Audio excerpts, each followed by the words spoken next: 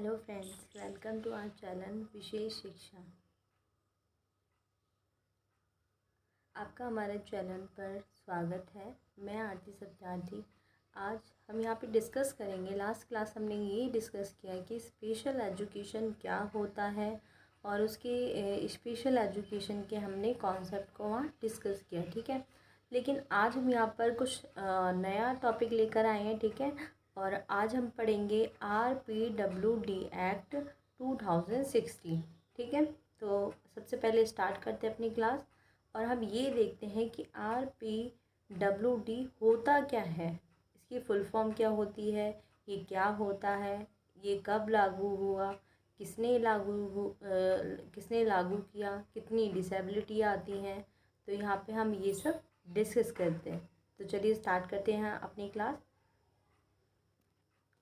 तो जैसे कि यहाँ पे है कि दिव्यांगजन अधिकार अधिनियम 2016 RPWD एक्ट क्या है। तो RPWD एक्ट जो है, RPWD की फुल फॉर्म क्या होती है। RPW की फुल फॉर्म होती है जैसे right to person with disability. जैसे कि आप सबको ये सब पता है कि right to person with disability ये 2016 में ये एक्ट आया, ठीक है। तो इससे पहले ये था PWD, लेकिन अब ये चेंज होकर क्या हो गया, RPWD, ठीक है, जिसको हम बोलते हैं दिव्यांगजन अधिकार अधिनियम, जो कि 2016 में लागू हुआ। तो चलिए फिर स्टार्ट करते हैं कि इसका मतलब क्या है, ये होता क्या है, इसका अर्थ क्या है, ठीक है। तो अब देखते हैं कि दिव्यांगजन अधिकार अधिनियम 2016 में सामाजिक न्याय और अधिकारिता मंत्रालय, मतलब कि जो सामाजिक न्याय अधिकारिता मंत्रालय है, मतलब ministry of social justice and empowerment, इसके अंतर्गत आता है। तो फिर ये जो RPWD एक्ट है वो किसके अंतर्गत आता है, ministry of social justice and empowerment. तो ये बहुत ही मेन है, किसके अंतर्गत आता है, तो ministry of social justice and empowerment. चलिए आगे देखते हैं।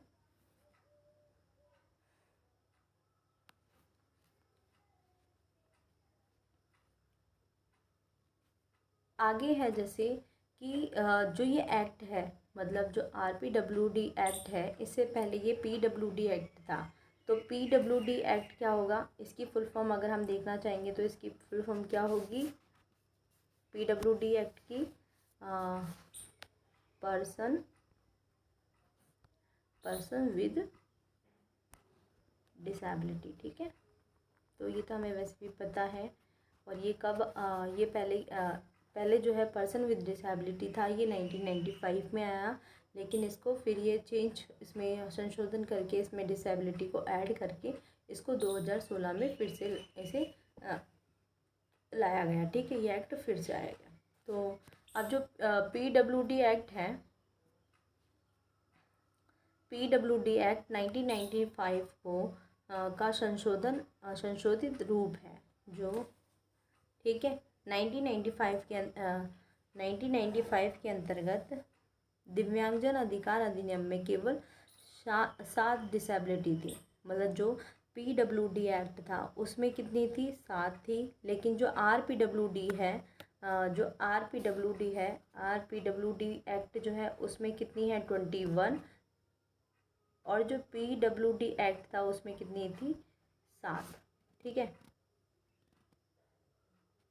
तो आपको ये समझ में आ गया होगा कि यह दिव्यांगजन अधिकार अधिनियम है वो 1995 का संशोधित नया रूप है। 1995 के दिव्यांगजन अधिकार अधिनियम में केवल कितनी डिसेबिलिटी आती थी, 7 आती थी, यानी इतनी डिसेबिलिटी इसके अंदर आती थी। लेकिन 2016 के जो RPWD एक्ट है उसके अंतर्गत कितनी आने लगी, 21 डिसेबिलिटी। तो ये आपको ध्यान में रखना है कि जो PWD था उसमें तो 7 थी, लेकिन RPWD एक्ट में कितनी है, 21 डिसेबिलिटी है। चलिए देखते हैं आगे। पहले की एक्ट में कुल 14 और विकलांगता जोड़ दी गई। पहले 7 थी, लेकिन अब जो संशोधित होकर आया है, जो RPWD एक्ट बनकर आया, तो उसमें 7 में कितनी और जोड़ दी, 14 विकलांगता और जोड़ दी गई, ठीक है। तो अब ये देखते हैं कि जो RPWD एक्ट है इसके अंतर्गत क्या क्या आता है। ठीक है, इस एक्ट में जो ये एक्ट है इसका जो मेन रोल है, इस एक्ट में बच्चे की शारीरिक दिव्यांगता का प्रयोग किया गया और इसके तहत जो 6 से 18 आयु वर्ष के सभी विकलांग बच्चे हैं उनको निःशुल्क मतलब फ्री एजुकेशन दिया जाता है। जो अभी से जो एक्ट है RPWD एक्ट है, इसमें जो शारीरिक जो फिज़िकल हैंडीकैप्ड जो बच्चे हैं, ठीक है, तो उसका तो उनके तहत जो एजुकेशन की जो फ्री एजुकेशन देने की जो आयु है वो कितनी है, 6 से 18। लेकिन जो सामान्य बालक होता है उसको फ्री एजुकेशन देने की आयु कितनी है, जो कि आपने पढ़ी होगी, 6 से 14 वर्ष। लेकिन जो स्पेशल वाले बच्चे हैं तो उनको कितनी आयु के अंतर्गत सभी विकलांग बच्चों को निःशुल्क शिक्षा दी जाती है, वो कितनी, 6 से 18 वर्ष। तो ये हमें बहुत ध्यान रखना है कि 6 से 18 वर्ष बच्चों को निःशुल्क शिक्षा दी जाती है। चलिए आगे देखते हैं। आगे है संशोधित नई दिव्यांगजन अधिकार जो अधिनियम है, जो संशोधित करके जो नया जो अधिकार अधिनियम है, जो RPWD एक्ट है, वो 2016 के तहत उसमें लगभग 70 से 100 करोड़ लोगों को लाभ प्राप्त होगा। कितने करोड़ लोगों को, 70 से कम 100 करोड़ जो लोग हैं उनको लाभ प्राप्त होगा। ठीक है, चलिए आगे देखते हैं।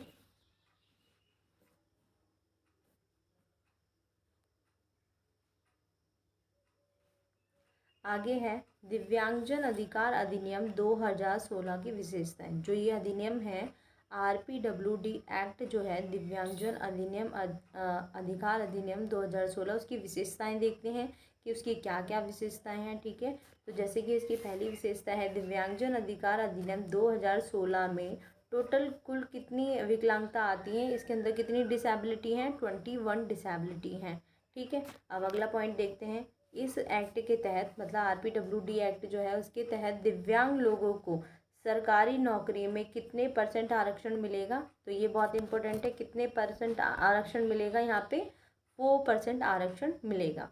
इस एक्ट के तहत जो दिव्यांग बच्चे होंगे तो उनको कितना % आरक्षण मिलेगा सरकारी नौकरी में, तो 4% मिलेगा। ठीक है,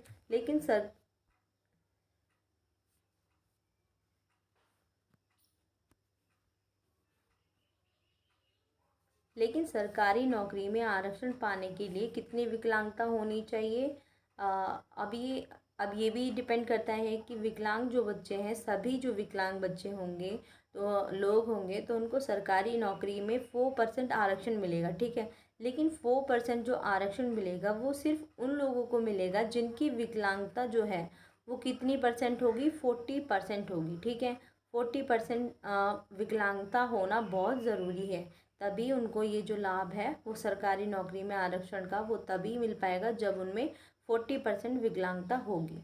चलिए आगे देखते हैं।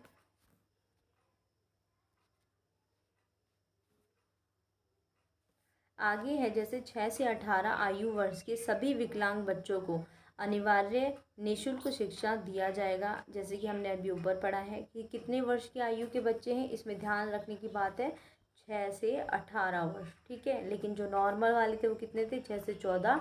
लेकिन जो स्पेशल बच्चे हैं, स्पेशल बच्चों के लिए क्या है, 6 से 18 वर्ष, इनको फ्री एजुकेशन दी जाएगी। RPWD एक्ट में 70 से 100 करोड़ लोगों को, विकलांग लोगों को लाभ मिलेगा। ठीक है, अब जैसे अगला देखते हैं। बच्चे में शारीरिक दिव्यांगता, स्टूडेंट विद फिजिकल डिसेबिलिटी का प्रयोग दिव्यांगजन अधिकार अधिनियम 2016 में होता है। जितने भी स्टूडेंट्स होते हैं जो फिजिकल डिसेबिलिटी जो यूज़ करते हैं वो किसके अंतर्गत आते हैं, फिजिकल डिसेबिलिटी किसके अंतर्गत आती है, RPWD एक्ट 2016 के अंतर्गत। अब देखते हैं जो RPWD एक्ट है उसे कब लागू किया गया। ठीक है, तो कब लागू किया गया, 15 जून 2017 को। 15 जून 2017 को RPWD एक्ट 2016 लागू किया गया, जिसमें कुल कितनी डिसेबिलिटी थी, 21 डिसेबिलिटी को शामिल किया गया। और ये किसके अंतर्गत आता है, ministry of social justice and empowerment के अंतर्गत आता है। ठीक है, चलिए देखते हैं आगे। आगे दे रखा है जैसे RPWD एक्ट डिसेबिलिटी जो है, जो दिव्यांगजन अधिकार अधिनियम 2016 की विकलांगता है उसके अंतर्गत कुल कितनी डिसेबिलिटी आती है, 21 आती है। अब 21 डिसेबिलिटी कौन कौन सी है, चलिए हम वो देखते हैं। जैसे कि देखो, जैसे कि इसमें 21 डिसेबिलिटी हैं, तो इसमें हमें देखना है कि जैसे कि पहली डिसेबिलिटी इसमें दे रखी है ब्लाइंडनेस। तो ब्लाइंडनेस आपको पता ही होगा, ब्लाइंडनेस में वो बच्चे आते हैं, वो व्यक्ति आते हैं जो पूरी तरीके से ब्लाइंड होते हैं, जिन्हें दिखाई बिल्कुल भी नहीं देता। तो वो बच्चे भी RPWD एक्ट के अंतर्गत शारीरिक डिसेबिलिटी इसके अंदर ऐड होती है। ठीक है, नेक्स्ट है जैसे लो विज़न। लो विज़न वो लो विज़न जो होता है, लो विज़न एक ऐसी परिस्थिति होती है जिसमें जो व्यक्ति है वो चश्मे का प्रयोग करके भी, मतलब उसमें जो है अपनी जो दृष्टि है उसमें सुधार नहीं कर पाता पूरी तरीके से। ठीक है, तो उसका विज़न जो है फिर भी कम ही रहता है, तो उसे क्या कहते हैं, लो विज़न। अगला है leprosy cured person. Leprosy cured person भी है इसके अंतर्गत। अगली है जैसे hearing impairment. Leprosy cured person वो होते हैं जिनके हाथों में, पैरों में, मतलब ये सब जो है जिसे कोड बोलते हैं, कोड जैसी दिक्कत आ जाती है तो उसे बोलते हैं लेप्रेसी क्योर्ड पर्सन। अगला है हेयरिंग इम्पेयरमेंट। हेयरिंग इम्पेयरमेंट आपको पता ही है कि वो जो श्रवण बाधित बच्चे इसके अंतर्गत आते हैं जिनको सुनने में दिक्कत आती है। Locomotor disability. लोकोमोटर डिसेबिलिटी वो होती है जिसमें मांसपेशियों में जो दिक्कत आती है, जिसके हाथ पैर में एक्टिविटी करने में दिक्कत आती है, गति करने में। ड्रॉफिज्म जो होता है वो बौनापन होता है जिसमें 4 फुट से हाइट नहीं बढ़ती, 4 फुट से कम रहती है, तो उसे क्या बोलते हैं, बौनापन। नेक्स्ट है जैसे नेक्स्ट है मेंटल इलनेस। मेंटल इलनेस में चिंताएँ जैसे एग्जाइटी और क्या कहते हैं डिप्रेशन, और ये सभी इसके अंतर्गत आता है। ठीक है, इंटेलेक्चुअल डिसेबिलिटी आपको पता है बौद्धिक, ये जो है वो हमारे बुद्धि से रिलेटेड है। ठीक है, अगला है सेरेब्रल पैलिसी। ये भी हमारे न्यूरो से रिलेटेड है। इसमें भी दिमाग के आगे और पिछले भाग में जो थोड़ी सी जो दिक्कत आती है, जो घातांक होते हैं, तो उसे क्या बोलते हैं, मस्तिष्क पक्षाघात। और अगला है जैसे ऑटिज्म स्पेक्ट्रम डिसऑर्डर। ये तो आपको पता ही है, इसे क्या बोलते हैं, ASD ऑटिज्म। ऑटिज्म क्या है, ये भी एक डेवलपमेंटल डिसऑर्डर है। इसमें भी बच्चा जो है इसमें सोशल इंटरेक्शन नहीं कर पाता, उसे अकेले रहने का बहुत शौक़ होता है, मतलब इसमें बच्चा अकेला ही रहता है जो और उसे ना ही किसी से ज़्यादा अटैचमेंट होता, ना ही अपने पेरेंट्स से, ना अपने भाई बहनों से, ना फ्रेंड्स से। वो अकेला ही अकेला अपनी ही धुन में लगा रहता है। ठीक है, नेक्स्ट देखते हैं। नेक्स्ट है जैसे क्रॉनिक न्यूरोलॉजिकल कंडीशन। ये हमारे मस्तिष्क विकार है। और अगला है मस्कुलर डिस्ट्रॉफी। इसमें भी जो मांसपेशियाँ होती हैं उनमें दुर्विकास को दिखाया जाता है। स्पेसिफिक लर्निंग डिसेबिलिटी अगला है। लर्निंग डिसेबिलिटी आपको पता ही है, इसमें डिसलेक्सिया, डिसकैल्कुलिया, डिसग्राफिया, ये सारी इसके अंदर आएंगी। अगला है जैसे मल्टीपल स्क्लेरोसिस। ये भी हमारे मस्तिष्क से संबंधित है। अगला है थैलीसीमिया। थैलीसीमिया जो है ये ब्लड डिसऑर्डर है। नेक्स्ट है speech and language disorder disability. इसमें बोलने और भाषण देने में, इसमें स्पीच और लैंग्वेज डिसेबिलिटी, इसमें समझने में दिक्कत आती है, तो इसमें साइन लैंग्वेज का यूज़ किया जाता है। नेक्स्ट है हीमोफीलिया। हीमोफीलिया भी एक ब्लड डिसऑर्डर है। स्किन सेल डिसीज, ये भी हमारा ब्लड से रिलेटेड है। मल्टीपल डिसीज, जिसमें एक से अधिक ज़्यादा डिसेबिलिटी होती है, तो उसे बोलते हैं मल्टीपल डिसेबिलिटी। अगला है पार्किंसन डिजीज़। इसमें आपको पता ही होगा, इसमें यह है, ये 70 या 60-65 से ऊपर, ये जैसे ही मतलब बुढ़ापे में ही ज़्यादातर लोगों को होती है। इसमें यह हाथ पैर में अपने आप ही कंपन होना शुरू, मतलब झंझनाहट होना शुरू कर देते हैं, तो ये ज़्यादातर बुजुर्गों को होती है। नेक्स्ट है जैसे एसिड अटैक विक्टिम। तो एसिड अटैक विक्टिम में वो लोग आते हैं जिनके ऊपर लोगों ने तेजाब फेंक कर उनको ऊपर अटैक किया है। वो जो पीड़ित लोग हैं अब वो पूरी तरीके से सामान्य व्यक्तियों से अलग हो चुके हैं और उन्हें अपना जीवन निर्वाह करने में बहुत समस्या आती है, तो इन्हें एसिड अटैक विक्टिम जो विकलांगता है वो भी इसी में 21 डिसेबिलिटी में ऐड की गई है। ये जो मैंने 21 डिसेबिलिटी यहाँ पे डिस्कस की हैं, ठीक है, जो जितनी भी यहाँ पे 21 डिसेबिलिटी डिस्कस हुई हैं वो मैंने थोड़ी थोड़ी आपको बताई है। ये हमें आगे आने वाली वीडियो में हम इसे डिटेल में पढ़ेंगे। ठीक है, और यहाँ पे आपको ये क्लियर ही हो गया होगा कि RPWD एक्ट क्या था और ये कब आया।